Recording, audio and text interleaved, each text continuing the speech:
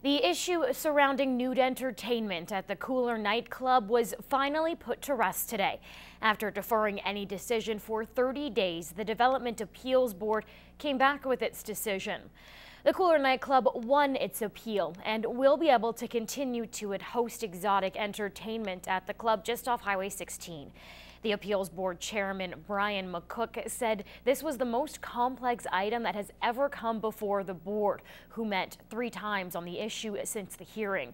A previous ruling by the Supreme Court of Canada weighed heavily on the decision, and that compromises cabaret entertainment. A decision, a change from country and western singing to nude entertainment did not change the definition of cabaret entertainment. And cabaret entertainment is allowed in the eating and drinking establishments use classification. The Development Appeal Board could not find any reasons to interpret differently from the Supreme Court. Mayor Mulligan says, while it is not something the city needs to agree with or desire, he does respect the decision. While it was a Development Appeal Board hearing, it quickly moved into a legal argument and a legal-based argument. And the fact of the matter is, if legal precedent exists at the highest court in the land, it's very difficult to depart from that, to diverge from that path. Mayor Mulligan went on to say the lawyer representing the Cooler nightclub knew exactly what he was doing to ensure this result right from the initial letter written to the appeal bylaw. He knew the window that he apparently created, and he knew precisely how to drive through that window. Make no mistake that that was architected from the day the repeal was requested to the knowing that we had to do 3 readings, knowing that there was a potential window.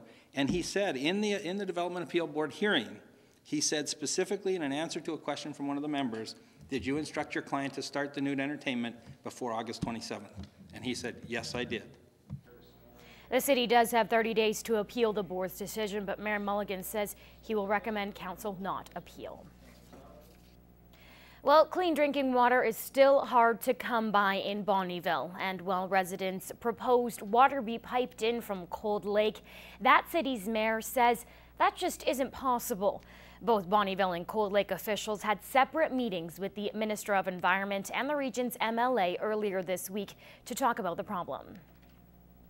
Right now, the government of Alberta is eyeing Cold Lake water, and has been for many years, in terms of supplying water to communities like Bonnyville. So we're just saying that from our perspective, we think the North Saskatchewan River or the Beaver River are a much more long-term solution. Bonnyville's water supply currently comes from Moose Lake, but Mayor Copeland fears tapping into Cold Lake to fix the problem could do more harm than good. Cold Lake is a pristine lake, one of the most unique water bodies in all of Alberta, and I think what everybody wants to do is ensure that we don't cause any long-term effects on that lake. Well, Mayor Copeland says he does want Bonnyville residents to have suitable drinking water. There are many alternative solutions aside from using Cold Lake, which are now on the table for discussion. No future meetings with provincial politicians is on the schedule at this time. A 45-year-old Bonnyville woman is facing several charges after a police search warrant seized more than $75,000 worth of stolen property. RCMP say they've received several break-and-enter complaints after an investigation. They have linked the accused with 8 of those break-ins.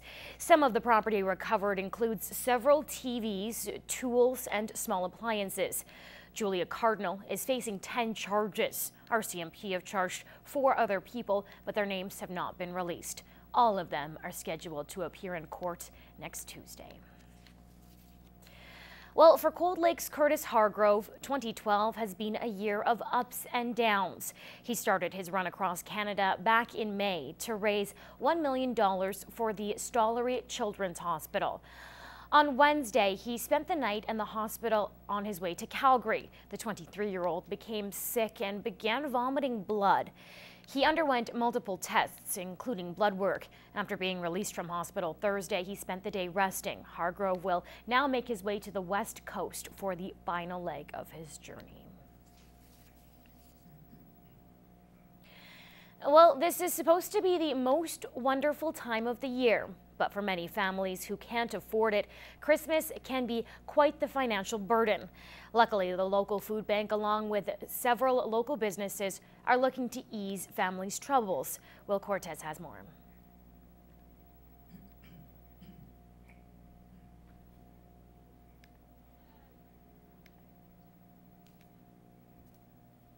Christmas time is either the best of times or sometimes the worst of times. And so we just want to be the heart of Jesus and supply the need for individuals and help them bring some cheer to their family and help them celebrate. 6 years. 6 years, November. Yeah, this is definitely something that we think that we should be trying to do each year. Whether or not we continue to do this or we will look at different ways, but we are trying to be more helpful, within our community.